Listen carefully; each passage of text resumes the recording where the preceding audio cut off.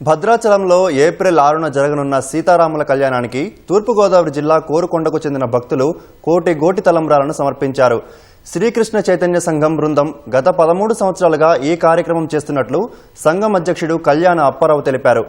దేవతామూర్తుల వేషధారణలతో వడ్లను నాటి పంటను పండించి వరికోత కోసిన అనంతరం ఆ ధాన్యాన్ని 5 రాష్ట్రాలకు చెందిన 4000 మంది మహిళా భక్తులకు పంపిణీ చేశామని తెలిపారు. ఈసారి 800 కిలోల గోటి తలంబ్రాలను సిద్ధం చేసినట్లు వివరించారు.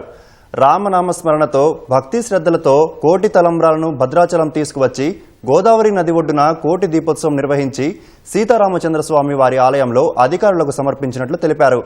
ఆంధ్రప్రదేశ్, తెలంగాణ, తమిళనాడు, కర్ణాటక, మహారాష్ట్రకు చెందిన భక్తులు ఈ కార్యక్రమంలో పాల్గొన్నట్లు పేర్కొన్నారు.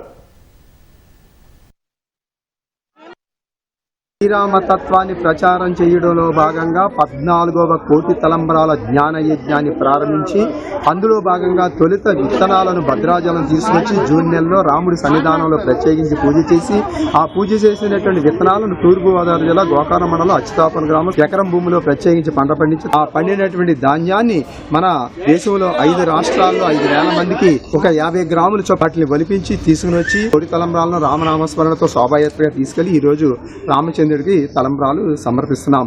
మేము 9 సంవత్సరాల నుంచి ఒలిచినటువంటి తలంబ్రాలని శ్రీ కలిగిరమ్మ ఆలయం నుండి శ్రీ ప్రసన్న కళ్యాణ వెంకటేశ్వర స్వామి ఆలయం వరకు గ్రామోత్సవంగా నిర్వహించుకొని ఈ గోటి తలంబ్రాల యొక్క ఒలిస్తే ఏమి జరుగుతుందనే దాన్ని మాకు గ్రామ స్థాయి నుండి వివరణ ఇవ్వడం జరిగింది.